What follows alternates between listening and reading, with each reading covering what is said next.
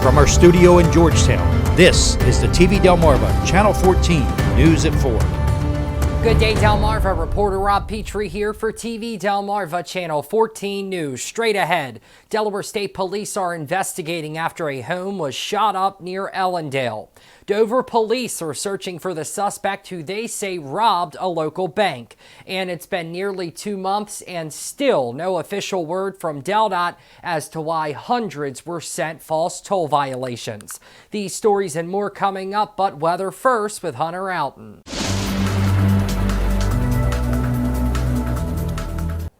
Hello and good Memorial Day, Delmarva. Hope everyone had a fantastic weekend. We had beautiful weather pretty much for the entire holiday weekend, and it's still continuing even today. Taking a live look outside of TV Delmarva Studios here in Georgetown, we have plenty of sunshine. We have the blue skies. We have the fair weather clouds out there, which should go away once we get closer towards sundown, but we're seeing some fairly mild conditions out there for the most part. Currently, right now, 87 degrees here in Georgetown.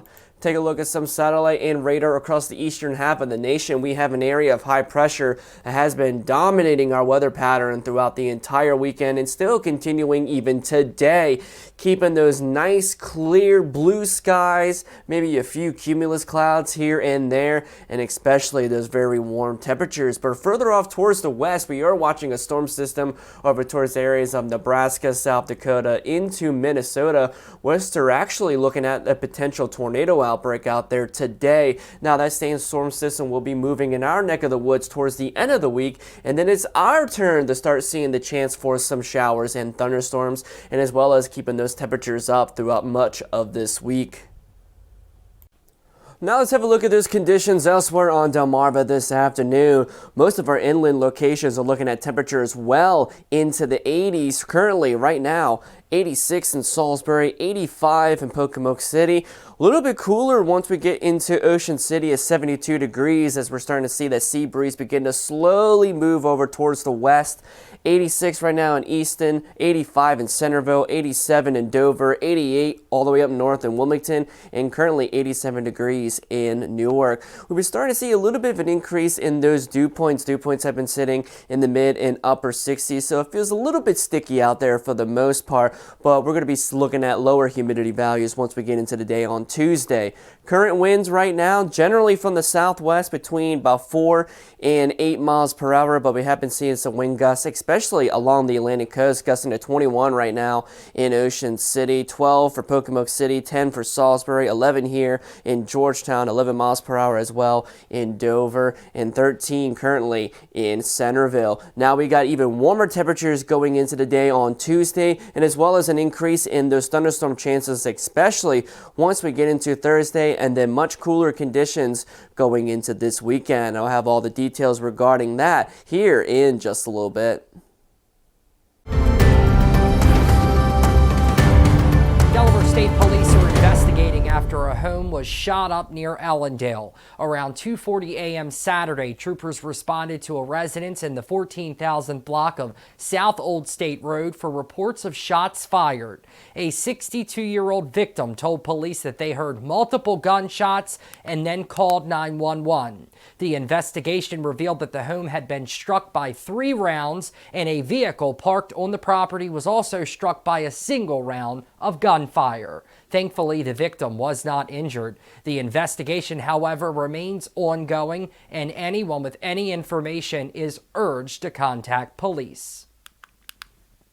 Dover police are searching for the suspect who they say robbed a local bank. According to police, just after 11 a.m. Saturday, a black male suspect entered the Wells Fargo Bank on North DuPont Highway and handed a teller a note stating it was a robbery. The teller then handed the suspect an undisclosed amount of cash, and the suspect fled from the business in an unknown direction. Anyone with any information on the suspect's identity or his whereabouts is urged to contact police. Well, it's been nearly 2 months and there's still no official word from DelDOT as to why hundreds of Delawareans were sent false toll violations. Last month, TV Delmarva News was inundated with dozens of emails and messages from Delawareans who were sent false toll violations when they had a working Easy Pass with funds in their vehicles and they did not run the toll. At this time, we revisit some of the many interviews we conducted with Delawareans calling on DelDOT to investigate the issue. Well, I first started noticing that I was getting toll violations, and you get one, you get two, you think, okay, something happened. You go through the process, you write the appeal, you send in the check for the payment, because you just want to do the right thing and want to get it done, right? Send it off and do it. And then I noticed that I'm getting 5, 6 at a time. And I started to notice that the dates were rather late. They were 4 or 5 months ago, but then some of them would be recent. And no denying that I went through that toll. That's my car and I'm probably driving it, right? But it didn't make sense to me because my account was in good standing. I could quickly go over to the account page. I could see the money there. And then I could go to the account reports and see that I had in fact paid the toll. Then one day last week, I got this many.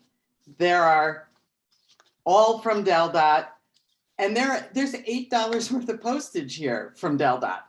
And I haven't opened them yet because I have a plan, and my plan is simply this.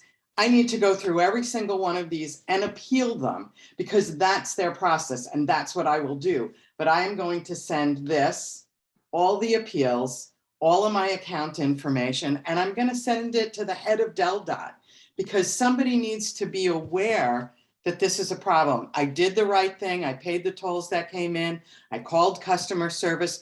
And the problem is that you're forced into a situation as the consumer of the toll. You can't prove the future.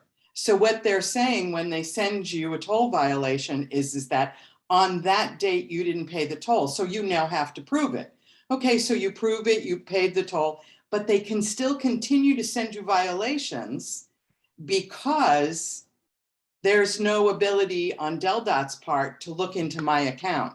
And if the Easy Pass accounts across the country aren't talking to each other, I can't change that and it's not my responsibility.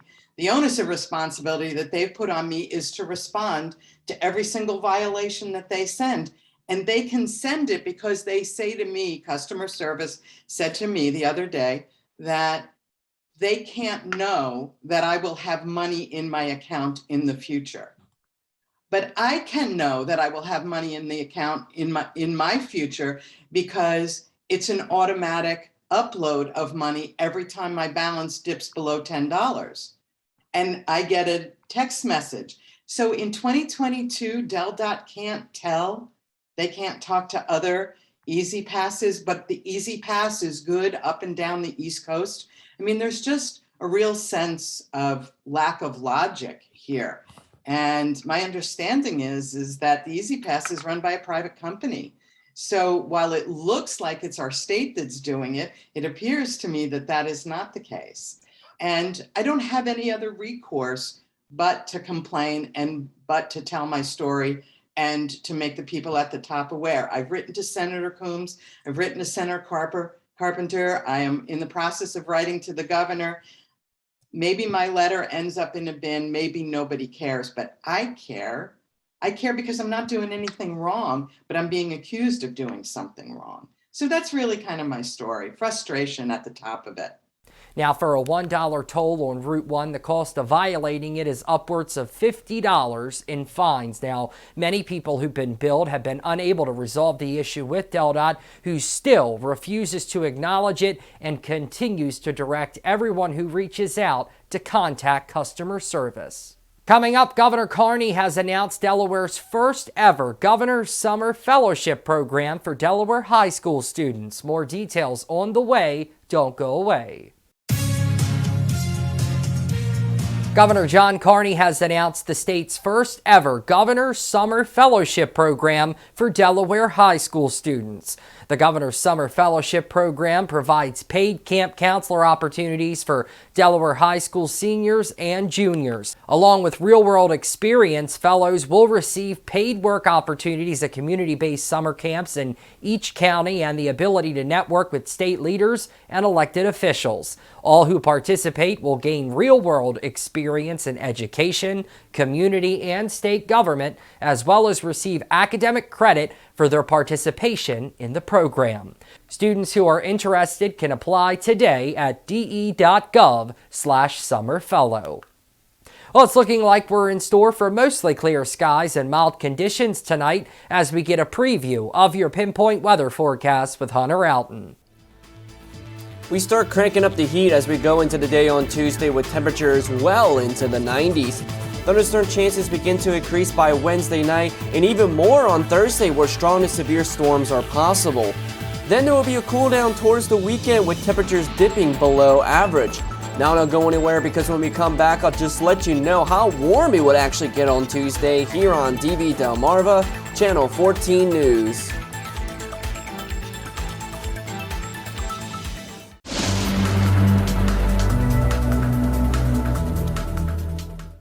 Alrighty, Delmarva, let's get right into the Pinpoint forecast for the overnight hours into the day. On Tuesday, we're going to be continuing with the nice mild conditions and as well as mostly clear skies.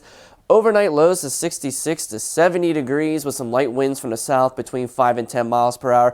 And keep your eye to the sky tonight because we could be in for a little bit of surprise meteor shower that we don't typically see every single year. So that's something to keep a watch out for if it actually comes to fruition or not. But going into the futurecast for the overnight hours into the day on Tuesday, this is 8 o'clock this evening. Still got plenty of mostly clear skies. Temperatures still fairly mild right around sunset, getting into the lower 80s, much cooler along the Atlantic coast. We might be able to see a little bit of fog, especially right along the ocean front with temperatures about 20 degrees cooler than it is inland. Going into the heart of the overnight hours though, still got plenty of mostly clear skies. Temperatures still fairly mild in the upper 60s to about 70 degrees. And then waking up tomorrow morning, we're going to be looking at a fairly mild start at 8 o'clock. Plenty of sunshine, temperatures mid and upper 70s because we're going to be looking at even warmer temperatures going into the afternoon hours on Tuesday. And 2 o'clock in the afternoon, we got widespread 90s across the area. 94 degrees, 93 Easton and Centerville. But if you want to escape the heat, head towards the beaches. We're only looking at about 83 degrees at this time in Ocean City. And then by the evening hours, we're starting to see a little bit of an increase in cloud cover. But mostly clear to partly cloudy skies. Temperature still fairly mild right on sunset at about 85 degrees. And then during the heart of the overnight hours, we may see a pop-up shower, especially areas on the Maryland western shore as the clouds continue to move towards the south and east as we get into Wednesday morning. Tuesday forecast overall, we got partly sunny skies, hot conditions, but not humid, thankfully, as the humidity values are going to be lower. But those temperatures are going to be very, very warm, 90 to 95 degrees with some light winds from the west at about 5 miles per hour. Take a look at the allergy index for your Tuesday. We got some high levels of pollen. Once again, 8.6 out of 12 on our scale, and we're still dealing with the top allergens of oak, grasses, and mulberries. Now we're going to switch gears to take a look at the marine and beach forecast going into your Tuesday because you might definitely want to head out there if you do not want to deal with the 90s inland. But for the Atlantic locations, partly sunny skies, 80 degrees with a water temperature in the upper 60s. Winds from the south at 5 to 10 miles per hour with seas of 1 to 3 feet. And make sure to keep that sunblock handy because we got some fairly high UV index levels going into tomorrow with a value of about 9. Take a look at the Delaware Bay. Partly sunny skies, 82 degrees. Winds from the south at 5 to 10 miles per hour with seas of around 1 foot. And then the Chesapeake Bay, more of the same with partly sunny skies, 85 degrees. Winds from the southwest at about 5 miles per hour. And you can expect 1 foot seas on the Chesapeake. Now, going into the overnight hours tomorrow night, we're still going to be looking at mostly clear to partly cloudy skies and even warmer overnight temperatures too. 70 to 74 degrees with some light winds from the southwest at about 5 miles per hour. Now, are these 90s going to be sticking around going forward? Well, according to the Climate Prediction Center, over the next 6 to 10 days, we're actually going to be cooling things down just a little bit for the northern tier of the nation and really start warming things up down in Texas. This is only about a few degrees below average, not really looking at some very, very cold conditions. Now, this is the time period between June 4th and June 8th. Now, looking at precipitation wise, near average for here in the mid-Atlantic states, but a lot more precipitation for the Pacific Northwest, where they definitely need it, where it's been very, very dry and the drought conditions out there. But now take a look at that extended outlook. We only got one day of 90s, and that's going to be for your Tuesday with plenty of sunshine, but we are going to be increasing the thunderstorm chances once we get into the mid portions of the week. Going into Wednesday, we could be looking at an isolated thunderstorm in the evening hours, still fairly warm in the upper 80s, but a better chance for some storms going into Thursday with a storm system moving through, which actually the Storm Prediction Center already has a highlighted risk for severe weather here on Delmarva with temperatures in the mid 80s. And then going in towards the weekend, we're going to be cooling things back down, only a slightly bit below average in the upper 70s to about 80 degrees, which is no complaints with that. Still nice and comfortable with plenty of partly sunny skies. Coming up, President Biden is considering providing federal funding to demolish the Texas elementary school and build a new one where last week's mass shooting took place. More details straight ahead. Keep it here.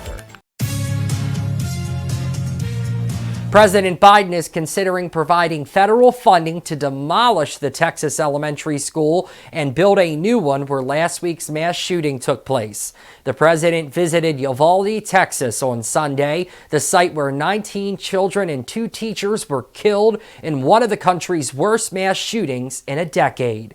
While visiting, Biden suggested to a lawmaker that the federal government could provide resources to raise Robb Elementary School and possibly build a new one.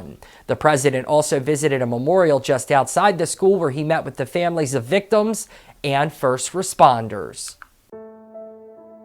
Weather Classroom is sponsored by No Nonsense Office Machines, committed to providing quality products and services with over 15 years of experience here in Sussex County.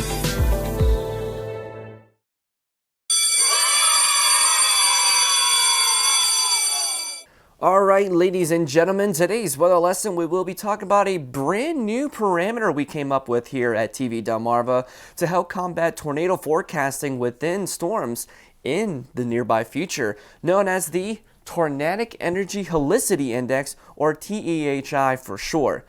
Now, the Tornadic Energy Helicity Index is in the testing phases as of now, but this product is a tool to give a percentage of probability that storms capable of producing tornadoes no matter what kind of storm mode they are associated with. Whether it be along a line of storms, which is very common here on Delmarva, and especially in the last 2 years within tropical cyclones, or your classic supercell thunderstorms. With a 0 to 10 scale, this is to help indicate the percentage chance of a tornado occurring anywhere in the lower 48. With a blend of different parameters with a very strict conditional in place, TEHI is to help narrow down significant indicators with the current science that we have available to us in today's world. A blend of different layers of CAPE, which is a measure of instability in the atmosphere, storm relative helicity in the lowest kilometer of the atmosphere, which is your low-level wind shear, the cloud base height or lifted condensation level, any capping convergence, which is any stable layers within the atmosphere, or bulk wind difference, which is the wind shear throughout the entire layer of the atmosphere. Now the goal with TEHI is to gain a better precision of what severe weather events are forecasted with a tornadic potential. We will be able to give an easy to read scale of percentages for the general public to understand if tornadoes are a possibility in the near-time future. Well, that about does it for us today, Delmarva. Be sure to follow us on Facebook at TV Delmarva and on our website, tvdelmarva.com, for real-time news and weather updates. And while you're there, be sure to sign our petition calling on the major cable providers to carry TV Delmarva on their platforms so we can provide this kind of local programming to all of Delmarva. Until next time, I'm Rob Petrie reporting for TV Delmarva Channel 14 News.